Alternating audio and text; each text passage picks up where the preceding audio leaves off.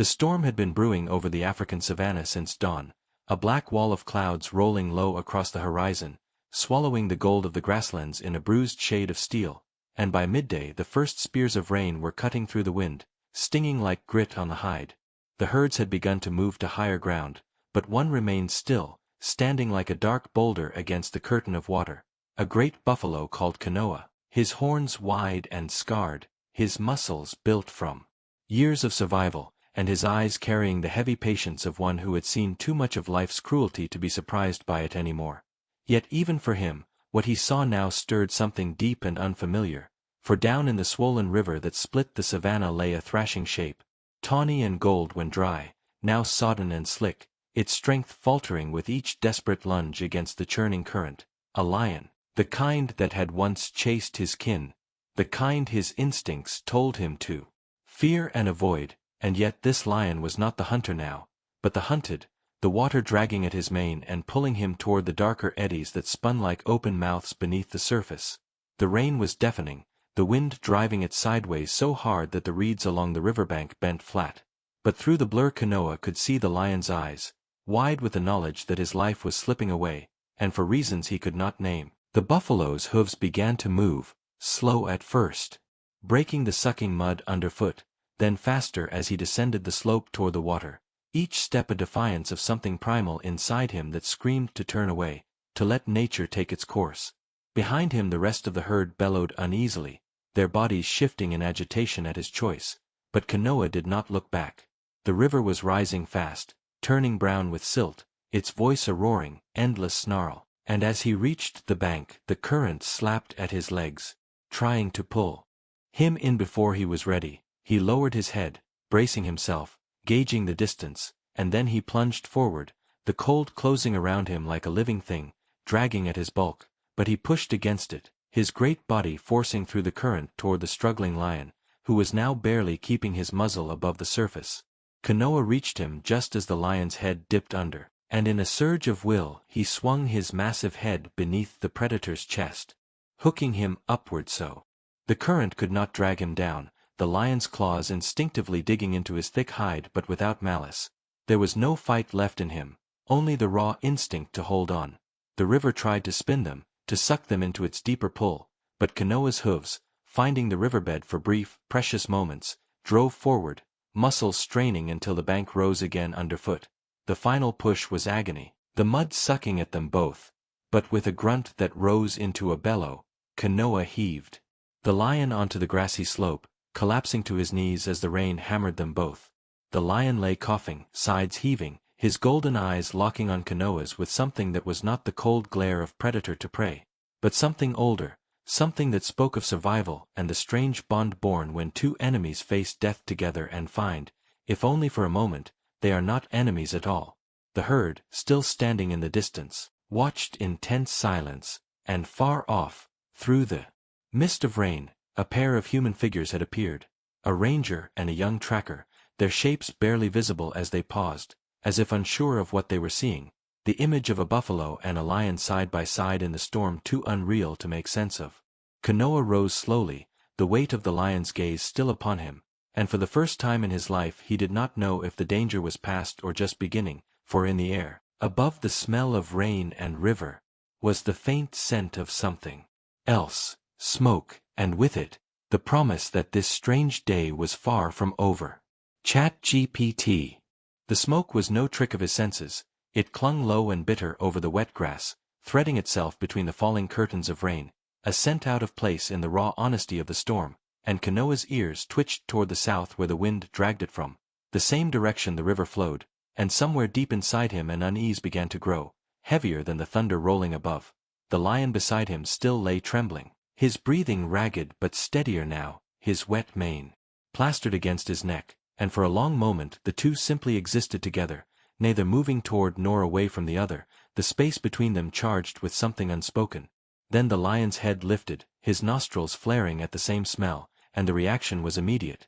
He surged weakly to his feet, though his legs wavered, eyes fixed on the distant horizon, as though he understood that the smoke carried danger neither of them could ignore.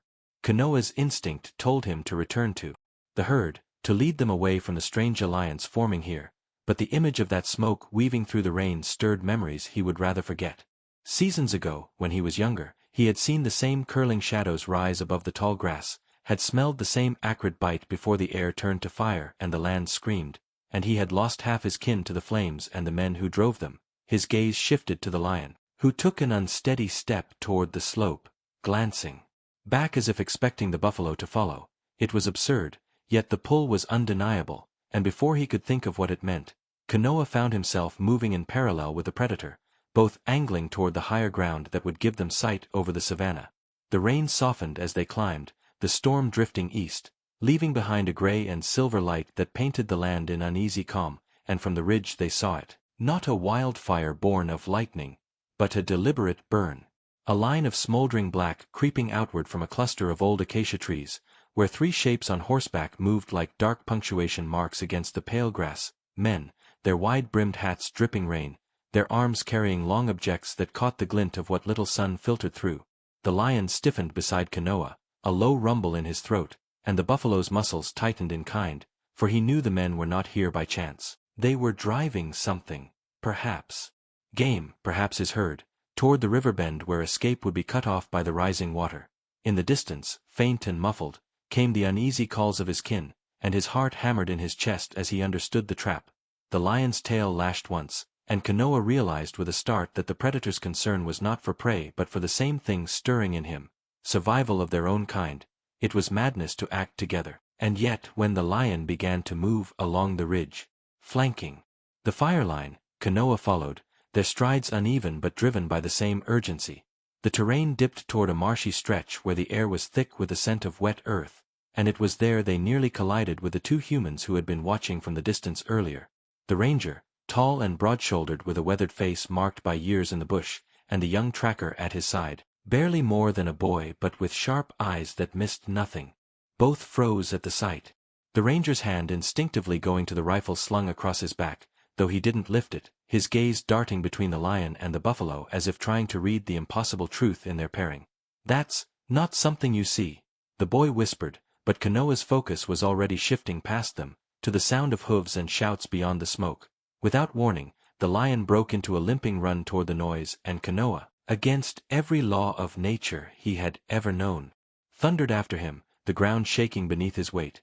Together they breached the edge of the fire line, the heat licking at their flanks, and what they saw stopped them both. The herd, Kanoa's herd, bunched tight against the riverbank, eyes rolling white as the men circled on horseback, cracking whips and forcing them toward the narrowing bend where the muddy current swirled like a trapdoor. Calves bleated in panic, older bulls stamped in frustration, but the circle was too tight to break, until Kanoa bellowed, a deep, rolling sound that split the air, a call his herd knew, one they answered with desperate shuffles forward. The men turned at the sound, their mounts skittish under the sudden presence of a buffalo charging not from the trapped side but from behind, and in the chaos the lion burst from the smoke, teeth bared, his roar cutting through the clamor. Horses reared, one man toppled into the mud, and the circle shattered just enough for the herd to surge toward the narrow spit of land upstream, away from the deepest current. Kanoa slammed into one of the mounted men, sending him sprawling, while the lion darted between legs and hooves, scattering the formation. But in the mess of motion, Kanoa saw one calf stumble, its leg caught in a loop of rope half buried in the mud, and without thinking he veered toward it, lowering his head to tear at the snare with the force of his horns, freeing it just as a shout rang out. The third rider, steady despite the chaos, raising something to his shoulder, the metallic glint unmistakable. The lion saw it too, his roar turning sharp and urgent, and in that frozen heartbeat Kanoa understood the shot was meant for him. The report of the gun split the air, and he felt the hot sting along his flank, the world narrowing to the smell of blood and the taste of iron in the rain. But through the haze he saw his herd spilling free into the open grass and the lion, unbelievably, standing between him and the man with the rifle, teeth bared not in hunger but in defiance. The fire cracked louder behind them, the smoke curling higher, and Kanoa knew this was only the first battle in a day that would demand far more from them than either could have imagined. The world seemed to lurch in slow motion, every drop of rain hanging in the air, every sound stretched until it became a low hum beneath the pounding in Kanoa's head, and he could feel the warmth of his own blood mixing with the cold slickness of the storm water running down his flank, the sting sharpening his senses instead of dulling them. The lion held his ground a few strides ahead, his body low, mane bristling despite the rain. Golden eyes locked on the man with the rifle, whose horse shifted uneasily beneath him at the predator's unyielding glare. Somewhere behind, the rest of the herd was moving toward the safety of the open plains, the calves pressed close to their mothers, the older bulls keeping to the edges as a living shield. But Kanoa knew they were not safe yet. The fire was spreading faster than the rain could quench it, the wind feeding its hunger, pushing it in a wide arc that could easily cut off escape. The rider raised the rifle again, the barrel glinting in a brief shaft of pale light breaking through the clouds, but before he could take aim the lion lunged forward, his leap not the clean, powerful arc of a hunt but a desperate, ragged strike meant to distract rather than kill.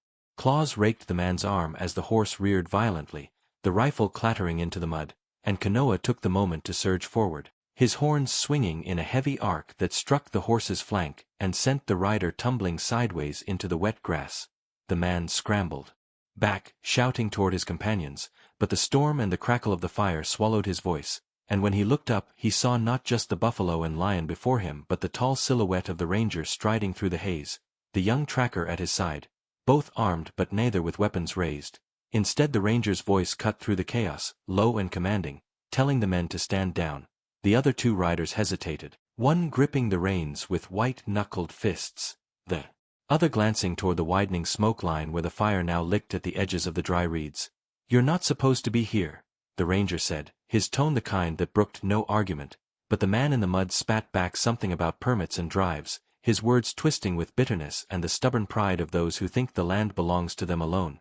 The lion paced in a slow circle, keeping between the men and Kanoa, his tail flicking like a metronome of restrained violence, while Kanoa, sides heaving, watched every movement, ready to charge again if the threat rose. Above them the clouds shifted, a gap opening just enough to let a pale wash of sunlight spill across the grass, turning the wet land into a mirror that reflected fire and sky alike, and in that light Kanoa caught sight of something far more troubling than the men. Beyond the fire's edge, in the distance where the grass rolled into shadow, figures moved, low and deliberate, too many to be animals and too quiet to be friendly. They were coming in from the south, their shapes distorted by heat, shimmer and smoke, and as the wind shifted he caught the faint jingle of metal, the dull thud of boots in wet soil. The lion stopped pacing, his ears angling toward the sound, and the look he gave Kanoa was one the buffalo did not need translated. This was not over, it was only the beginning. The ranger must have seen it too, for his jaw tightened and he told the tracker to get to higher ground, to signal for help, though his voice carried the grim knowledge that help might not arrive in time. The men on horseback, perhaps sensing they were outnumbered or simply unwilling to fight two wild animals and a ranger in the same breath, began to pull back toward the tree line, their silhouettes swallowed by smoke, but the movement in the south only grew clearer, a slow tightening noose of human shapes closing on the patch of savanna where Kanoa and the lion now stood. The fire hissed and snapped, the heat swelling against the damp air, and the scent of burned grass carried something else now, a sharper tang, acrid and deliberate, the smell of oil or tar, as though someone had fed the flames on purpose. Kanoa's muscles coiled under him, the instinct to flee gnawing at every nerve, but the herd was out there in the open, moving into what might soon be another trap, and beside him the lion gave a low, almost imperceptible growl that was less threat than warning. Without exchanging more than that single sound, they began to move, keeping low along the slope where the ground held more mud than fire, using the smoke as cover while they angled back toward the herd's path. The ranger fell in behind them, rifle ready but still lowered, his eyes scanning both the grass ahead and the shifting shadows at their flanks. The wind roared in sudden gusts, bending the reeds until they lay nearly flat, and with it came the first faint crack of something unnatural. Gunfire. Far off but distinct, sharp enough to cut through the noise of the storm, and Kanoa's heart surged with urgency. They broke into a faster trot, the lion limping but refusing to fall behind, their strange alliance now bound not by the river or the rescue but by the knowledge that whatever lay ahead was worse than the danger they had already faced. The ground began to rise toward a small ridge dotted with thorn bushes, and from its crest Kanoa could see the herd again, clustered nervously in a shallow basin of grass, their movements restless, ears flicking at every sound. Circling them at a distance were more human figures, these on foot, moving with a predator's patience, herding them without the noise and chaos of horses but with the same intent. Kanoa's breath steamed in the cooling air, his gaze locked on the nearest figure, and he felt the lion's presence at his side like a second heartbeat. Both of them poised on the knife edge of choice. To rush in now and scatter the threat. Or to wait, to use the storm and smoke as cover until they could strike with precision. A rumble of distant thunder rolled over the land, and Kanoa knew the decision would not wait for them to weigh it, because the figures had stopped moving, heads turning toward the ridge, and in that instant the hunter and the hunted became the same. Two forces ready to break the standoff in a burst of violence that would decide far more than the fate of one herd on one storm-lit day. ChatGPT. The first to move was not man or beast but the storm itself, a sudden heaving gust that tore through the grass and sent a wall of smoke and ash billowing over the basin, blinding the figures that had been closing in on the herd. In that heartbeat of chaos Kanoa surged forward, muscles driving him down the slope like a boulder breaking loose from a mountain, the wet earth tearing under his hooves, and beside him the lion kept pace in a low, ground-hugging sprint, his body flowing despite the limp that had slowed him before, his focus honed into a razor's edge. The nearest human shape tried to turn, raising something in his hands, a long stick with a flash of metal at the end. But before he could aim it, Kanoa's horns struck, the force lifting the man off his feet and sending him spinning into the smoke, his weapon lost somewhere in the mud. The herd, startled into motion by the sudden charge, began to scatter in a surge of dark bodies and pounding hooves, their bellowing voices rising above the crackle of the fire, and the hunters who had thought themselves in control were now scrambling to keep their footing, shouting to one another in short, sharp bursts that were snatched away by the wind. The lion leapt into the path of another man who tried to cut off a calf from its mother, his roar tearing through the air like a physical thing, the sound so raw that even the fire seemed to pause in its devouring for a fraction of a second. The man stumbled back, tripping over a tangle of reeds, and when he hit the ground the lion's claws pinned him there, not tearing, not yet killing, but holding with the undeniable weight of a predator who has decided the terms of mercy. Kanoa broke through the center of the basin, circling the herd to keep them moving toward the open plains where the smoke thinned, his eyes cutting constantly between the moving shapes of his kin and the darting shadows of the hunters. In the corner of his vision the ranger had appeared, his rifle now raised but aimed with care, each shot cracking through the storm not as a blind barrage but as a precise interruption, a weapon fired to break the hunter's nerve rather than to take life unnecessarily. The young tracker was nowhere to be seen, likely carrying the message for help as ordered, but whether help would come in minutes or hours was a question Kanoa could not afford to dwell on. The ridge was now alive with movement as more figures emerged, drawn by the noise, their silhouettes jagged against the dim light, and in their hands gleamed the unmistakable lines of more weapons. The lion had released the pinned man, spinning to face this new line of threats, his mane plastered to his neck by the rain, his sides heaving but his eyes alight with something wild and unwavering. Kanoa felt the ground vibrate with the weight of the herd's passing, the rhythm of survival pounding through every step, and in that rhythm he found his own strength renewed. The fatigue of the day burned away by the clarity of the moment. There was no tomorrow to save strength for, there was only this charge, this stand, this collision between the will to live and the will to take.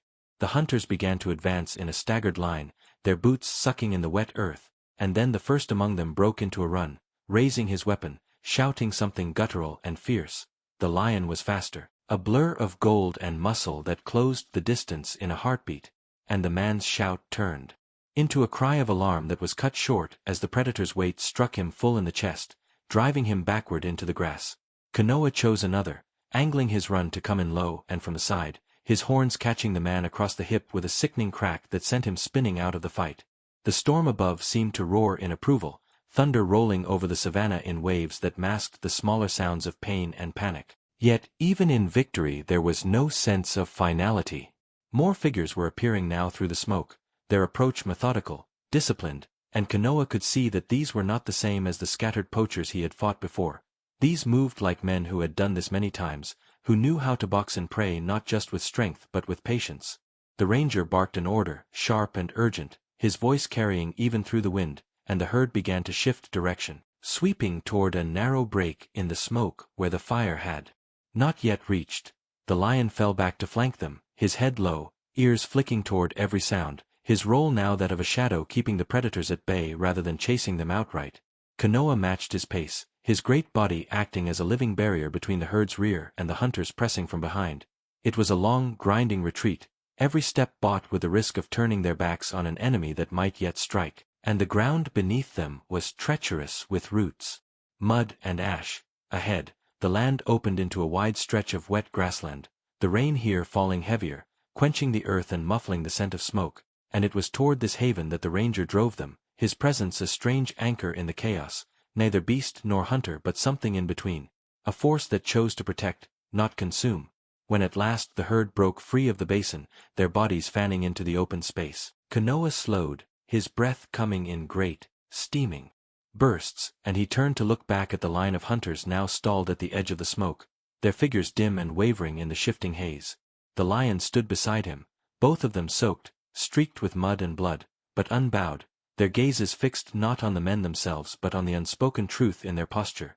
This fight was not finished, only postponed, and somewhere in the space between their heartbeats, each knew the other would be there when it came again, whether in the open light of day, or in the shadow of storm and fire. ChatGPT. The rain did not stop that night, falling in an endless whisper over the plains, turning the shallow hollows into pools and the animal tracks into rivulets that meandered toward the deeper marshes, and beneath that constant silver curtain the savanna seemed to breathe differently, slower, heavier, as if the land itself was drawing in strength after the chaos of the day. Kanoa stood apart from the herd on a low rise, his head lowered but his eyes awake, watching the line of trees to the east, where the fire had burned out, leaving a blackened scar across the horizon, a place where the grass would not grow for seasons to come.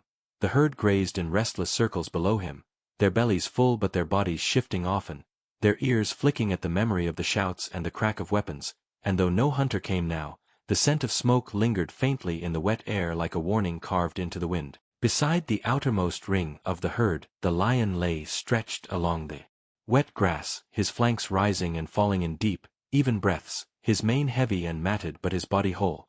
Though Kanoa had seen him limp once when he thought no one was looking, the shadow of the river's struggle still in his joints. The ranger had left before sunset, melting into the tall grass with the ease of someone who had walked this land all his life, his parting look one of brief acknowledgment toward Kanoa and the lion, as if recognizing a strange and temporary alliance that could not be explained to others without losing its truth. Yet even in his absence, Kanoa felt the weight of human presence pressing in from the edges of the plains. The poachers would not forget this day, and men with greed in their blood had long memories, sharper even than the teeth of a lion.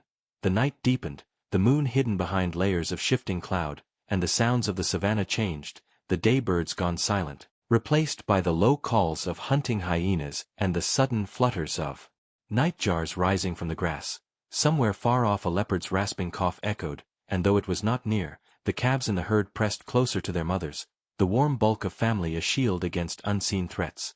Kanoa did not rest, for in the distance he saw movement along the tree line, shapes too low for men but too deliberate for the wind, and though the scent did not reach him, his memory supplied it: wild dogs, the kind that could run a prey to exhaustion and tear it apart. In seconds once it stumbled, the lion's head lifted before Kanoa even moved, his ears swiveling toward the same point, and in the darkness their eyes met briefly, the silent understanding passing between them without the need for sound. Kanoa began to move down the slope, slow and deliberate, and the lion rose with the same unhurried pace, each of them closing the distance between themselves and the eastern edge of the herd, the grass brushing wet against their legs. The first glint of eyes appeared between the black trunks, then another, then many, a scatter of pale reflections like broken pieces of moonlight moving with purpose. The dogs fanned out, a silent half-circle widening to cut off the herd's flank, and then, as if on a signal unheard by anything but themselves, they began to advance, their paws making no sound on the wet earth. The lion's growl started low in his chest, the sound rolling out over the grass in a way that made even Kanoa's skin twitch, and the dogs slowed, their formation rippling but not breaking, their yellow eyes fixed not on the lion but on the smaller shapes in the herd. Kanoa lowered his head, stepping forward until the tip of his horns was level with the lion's shoulder, and then they moved together, an unlikely wall of horn and fang, one massive and unyielding, the other coiled and ready to strike. The dogs hesitated, their instinct calculating risk against hunger, but the rain had softened the ground, making their usual speed harder to wield, and the presence of two predators, for a buffalo in defense was every bit as dangerous as a lion in attack, was enough to sway the balance. The lead dog took a step back, his ears flat, and with a faint, frustrated whine he turned, melting back into the shadows of the trees, the rest following in reluctant silence until the last pale glint of eyes was gone. The lion sat back on his haunches, tail flicking once, twice, and then without a glance at Kanoa, he turned and padded away toward the far edge of the rise, where he lay down again in the rain, his back to the herd as though the encounter had been nothing more than a passing inconvenience. Kanoa lingered a moment longer, his ears tuned to the treeline, but when nothing stirred he too returned to his post on the rise, the night passing on in its slow rhythm until the east began to pale with the promise of dawn. When the sun broke through the thinning clouds it painted the wet savanna in sheets of gold, and steam rose from the scorched earth where the fire had passed, the smell sharp and clean in the early light. The herd began to move again, drifting westward in search of fresher grazing, and Kanoa followed, the lion keeping his distance but never straying entirely from sight, their paths intertwined not by choice but by the simple, unshakable truth that the world beyond the horizon still held dangers neither could face alone.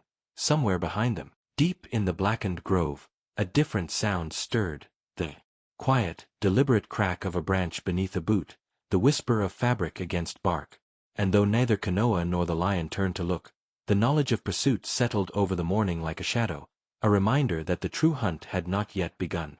ChatGPT. By midday the heat had returned, the rain now only a memory clinging in the dampness of the soil, and the horizon shimmered with the illusion of water where there was none, the kind of trick that could lure thirsty animals to their deaths.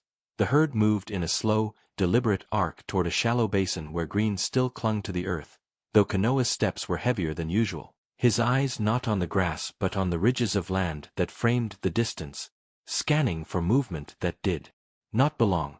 The lion followed at the edge of sight, keeping his pace matched but never close enough to seem part of the herd, his tail twitching against the flies that rose from the grass in lazy clouds. In the stillness between gusts of wind Kanoa thought he could hear something faint and unnatural, a rhythmic thump that was not hoof or paw, and each time the breeze shifted he caught the bitter scent of men, sweat mixed with a metallic tang of oil, the same that had lingered after the poacher's rifle spoke days before. The memory of that chaos had not faded. The stampede of the herd, the sharp crack of shots, the smoke curling low, and above it all the knowledge that the humans who came to kill did not always choose their victims by hunger but by greed. Kanoa angled the herd's path toward a narrow strip of woodland where the grass grew high enough to hide calves and the trees offered a screen against long-range weapons. But as they entered the shadow of the canopy he felt the earth beneath his hooves change, soft and unnatural in places, the kind of ground that could hide snares. He stopped, lifting his head high, ears forward, and in that moment the lion emerged from the grass to his left, not in a stalk but in a purposeful walk, his golden eyes fixed on something beyond the herd. Kanoa followed his gaze and saw them. 3 men crouched near the far edge of the trees, their bodies wrapped in dull earth-colored cloth, their faces streaked with ash, their weapons cradled in ready hands.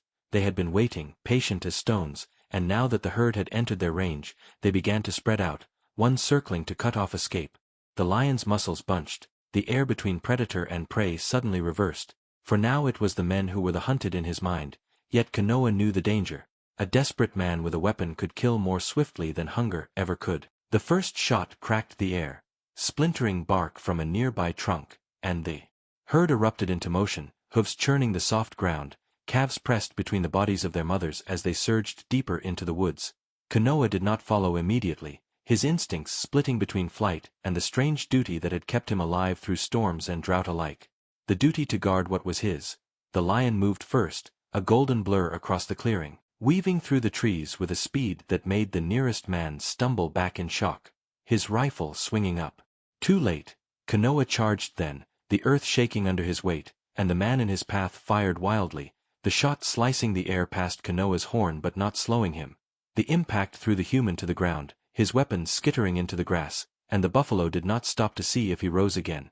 The second man shouted something sharp and panicked in a language Kanoa did not understand, but the lion did, or perhaps he understood only the tone, for he leapt at the man's legs, dragging him down in a tangle of limbs and dust. The third man, realizing his trap had failed, turned and ran toward the open grass, but the sound of the herd's retreat had already faded into the deeper part of the woodland, leaving him alone with the 2 creatures that had no reason to let him go. Yet neither Kanoa nor the lion gave chase.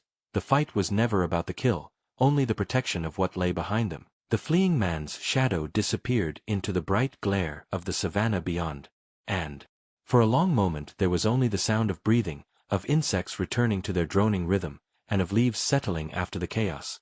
The lion's flank was heaving, his eyes still locked on the treeline as though expecting another attack, but slowly his gaze shifted to Kanoa, their shared silence saying what no sound could, that survival here was never a matter of one battle but of endless ones. They stood in that clearing until the breeze shifted again, carrying with it not the bitter scent of men but something older, darker, the musk of hyenas gathering. Whether drawn by the noise of the fight or the scent of blood from a grazed wound on the lion's shoulder, they were coming fast, their laughter rolling through the trees in cruel anticipation. Kanoa moved first, turning toward the path the herd had taken, and the lion fell into step beside him without hesitation, neither looking back though the laughter grew louder, closer, the sound of a scavenger's patience about to be rewarded. Yet when they broke into the sunlight again, the herd was waiting, not scattered but clustered in a tight defensive ring, and the calves within that circle lifted their heads at the sight of the lion without fear. For perhaps they too had begun to understand that the lines between friend and enemy could blur when the land itself was the greatest predator. The hyenas burst from the trees moments later, their mottled coats rippling in the light, but faced with a united wall of horns, and the steady, unflinching stare of the lion, they faltered, pacing at the edge of the clearing, snapping at shadows but unwilling to commit. The standoff stretched until, one by one, the scavengers slunk back into the woods, their laughter fading into the distance, and the savanna exhaled again. As the sun began its slow descent, painting the grass in long, amber shadows, Kanoa and the lion stood side by side at the edge of the herd, their bodies marked by the day's fight but unbroken, their eyes turned toward the horizon where the next danger would surely come. For on this land there was no such thing as peace, only the space between storms. The night descended over the savanna like a vast, breathing animal, swallowing the last gold of the sun beneath a horizon now streaked with faint embers, and in the darkness every sound grew sharper. The click of insect legs against grass, the distant whoop of a lone hyena still lingering in defiance, the slow grind of Kanoa's jaw as he tore at the coarse stems beneath him. The herd had settled in a loose circle around the calves, their bodies forming a living wall against predators, and beyond that wall the lion lay in the shadows, stretched out but alert, his head raised just enough to watch the tree line where the woodland met the open plain. Above them the stars began to burn, cold and countless, their light barely touching the earth, and the air cooled in waves that carried the smell of dust, water far off, and something metallic again, faint but there, the scent that had warned Kanoa before. He lifted his head, and the lion's ears twitched in the same instant, their gazes meeting in the kind of understanding that did not need speech, for both knew the savanna never slept entirely, and men who hunted at night moved differently than those who hunted in daylight. Somewhere to the east, a flicker of dull orange pulsed low to the ground, as if the earth itself had cracked open and bled fire. A campfire too far to warm, too small to be anything but human. Kanoa shifted his weight and began to pace the edge of the herd, testing the ground for tremors, listening for the unnatural rhythm of boots in grass, while the lion melted into the dark, becoming nothing but a moving shadow among shadows. The minutes stretched into an hour, the night deepening until even the wind seemed to have stilled, and then it came. A sharp, muffled crack like a branch snapping under great weight, but no branch had fallen. The herd stirred, low rumbles passing between them, and Kanoa froze, every muscle taut, his eyes narrowing toward the source. From the tall grass just beyond the circle of starlight came the faint silhouette of a figure moving low, crouched, its outline breaking now and then as it passed between the black shapes of shrubs, and behind it another figure followed, both heading not for the buffalo but for the lion who lay apart. Kanoa understood too quickly. The men were not after meat but trophies, and a lion's mane would fetch more in some distant market than the hide of a buffalo ever could. He moved before thought could stop him, his bulk cutting a path through the grass without sound until he was between the hunters and their prey. The first man stopped, startled by the sudden mass that loomed in the dark, and in that pause the lion rose, no longer a shadow but a low, prowling force, his growl a vibration that slid through the ground into the men's bones. The second hunter swung his rifle up, the barrel catching the faint light of the stars, but before he could aim Kanoa charged, the impact knocking the man back with a grunt that ended in silence, his weapon tumbling away into the grass. The first hunter stumbled backward, tripping over a root, and the lion was there, not striking to kill but to drive him into retreat with a roar so close it shook the air itself. The man scrambled to his feet and fled into the dark, his footsteps fading until only the night sounds remained. The herd had not broken formation, though their eyes followed every movement, their ears flicking toward the direction of the threat. And as Kanoa returned to his place at the edge, the lion padded alongside him, the faintest limp in his stride but his head held high. They stood together for a long while after, watching the same patch of darkness where the hunters had vanished, knowing they might return with more numbers, knowing too that tomorrow the sun would bring new dangers, different but no less real. In the distance, a low rumble of thunder hinted at another storm building far beyond the horizon, and with it the promise that the land's trials would never end, only change their shape. Kanoa lowered his head again, the taste of grass suddenly dry in his mouth, but he kept one ear toward the lion, and the lion, though he lay down once more, kept his gaze turned outward. The two of them sentinels in a night that belonged to neither yet demanded both stand guard until the first light returned. ChatGPT. Dawn crept over the savannah in a slow bleed of color, the black retreating into deep blue, then to a pale wash that revealed the silvered grass wet with dew, each droplet trembling in the faint breeze that carried scents from miles away. The musk of wildebeest, the faint tang of predators who had hunted in the night, and the lingering trace of men, weaker now but not gone. Kanoa stood before the herd as the first sunlight touched the tips of the acacia thorns, his body still heavy from the sleepless hours but his senses sharpened by the knowledge that the quiet between storms was always the most dangerous. The lion emerged from the grass a few paces away, his mane darkened with the damp and his movements deliberate, each paw placed without sound as if the day required stealth as much as the night had. They shared a look that spoke of unvoiced calculation. The men had not returned yet, but that did not mean they were gone, and the herd could not remain in one place long enough to become predictable. The calves were restless, nudging at their mothers, and some of the younger bulls had begun to graze toward the open plain, unaware or unconcerned that distance from the group meant vulnerability. Kanoa stepped forward, lowing a deep, resonant note that carried through the morning air, pulling them back into the invisible boundaries of safety. Without a word, the lion turned and began walking parallel to the herd's intended path, keeping to the thicker grass where his presence would be less obvious, a shadow moving with the sun at his back. The land ahead was deceptively calm, a scattering of termite mounds, dry gullies hidden under the tall grass, and a stand of thorn trees where birds shifted restlessly, their alarm calls sharp and sudden. Kanoa slowed, tasting the air, and caught it, a faint but distinct smell of fresh blood, not the sharp metallic note of a kill left to rot overnight, but something recent, perhaps minutes old. The herd bunched. Instinctively, the older cows pressing the calves toward the center, while the young bulls pawed at the ground, torn between curiosity and caution. The lion's head lifted, his nostrils flaring, and in the next moment a shape moved in the shadow of the thorn trees. A lone hyena, muzzle dark with the blood of whatever it had been feeding on, its eyes fixed not on the herd but on the lion, as though weighing the risk of testing him in daylight. But it was not alone.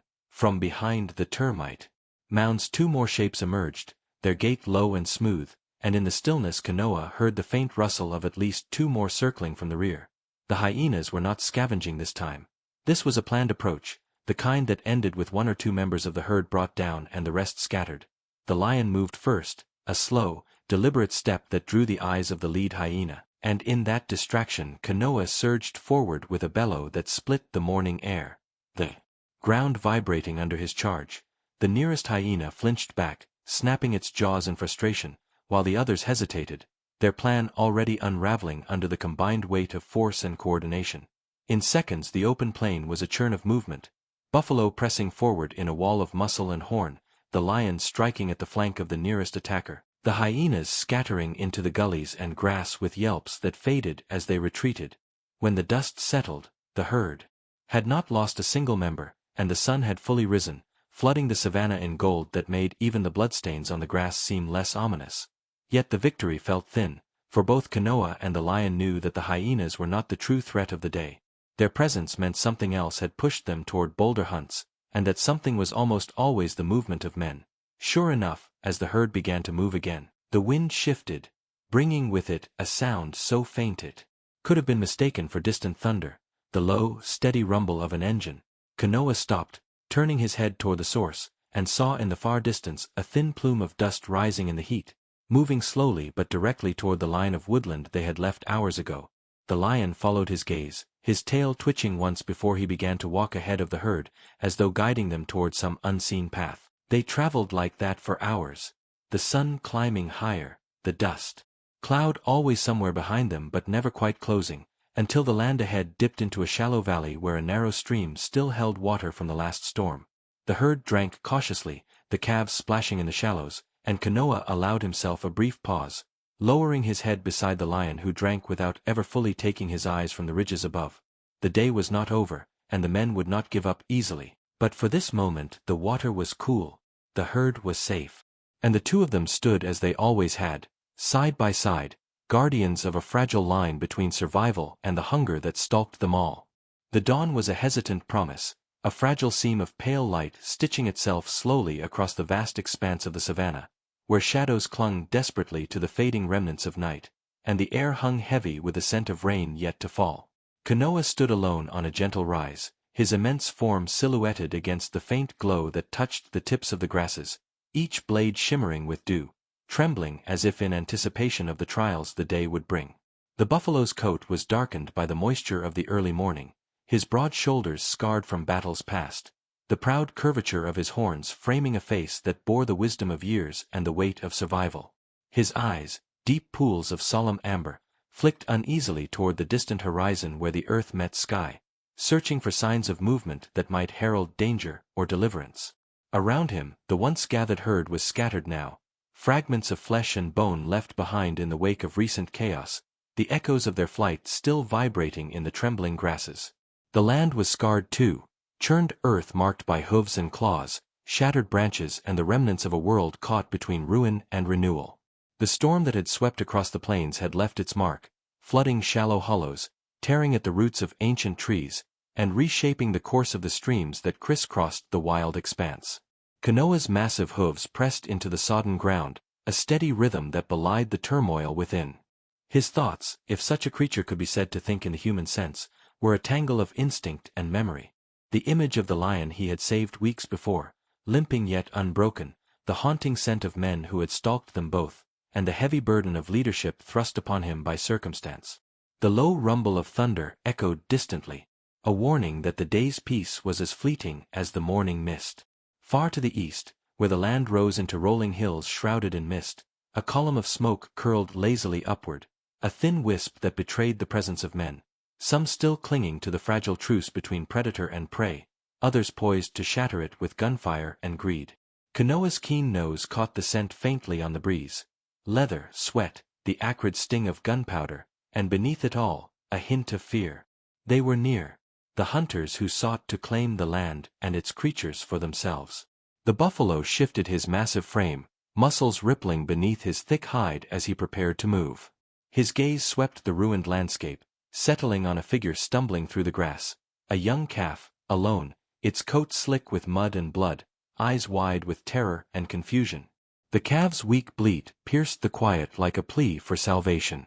Without hesitation, Kanoa stepped forward, lowering his massive head to nudge the calf gently, his breath warm against its trembling flanks. Around them, the air seemed to hold its breath. From the shadows of a nearby copse, the lion emerged, his mane tangled and matted, eyes sharp with vigilance despite the weariness that clung to him like a second skin. He approached Kanoa silently, a silent guardian, his presence a testament to the bond forged between two unlikely allies. Together, they formed a living barrier between the calf and the dangers that lurked beyond the grasses. But the respite was brief. The crack of a rifle shattered the morning calm, the sharp report echoing through the hills like a harbinger of doom. The calf panicked, stumbling toward the denser brush, and Kanoa charged with a bellow that shook the earth, his massive hooves pounding the ground as he closed the distance between him and the hunters. The lion followed swiftly, a shadow weaving through the grass with lethal grace. The hunters scattered, startled by the sudden display of force, but one remained, a man clad in worn canvas and leather, his eyes cold and unyielding, rifle raised with deadly intent. Kanoa's charge was unstoppable, a force of nature honed by survival and fierce protectiveness. The hunter fired again, the bullet grazing the buffalo's shoulder, but the pain only fueled his rage. With a final surge, Kanoa slammed into the man, knocking him to the ground amidst a cloud of dust and broken grass. The lion circled, a low growl vibrating in his throat, warning of the consequences of further aggression. Behind the fallen hunter, other figures appeared. More men, their faces grim beneath the brims of their hats, weapons at the ready. The standoff was brief but tense, the weight of years of conflict hanging heavy in the air. Then, as if sensing the futility of the fight, the men withdrew, their footsteps heavy with frustration and fear. Kanoa lowered his head, breathing hard, the blood mingling with the sweat on his flanks. The lion approached the calf, nuzzling it gently, his eyes softening with a rare tenderness. Around them, the savanna exhaled, the grasses whispering secrets to the wind.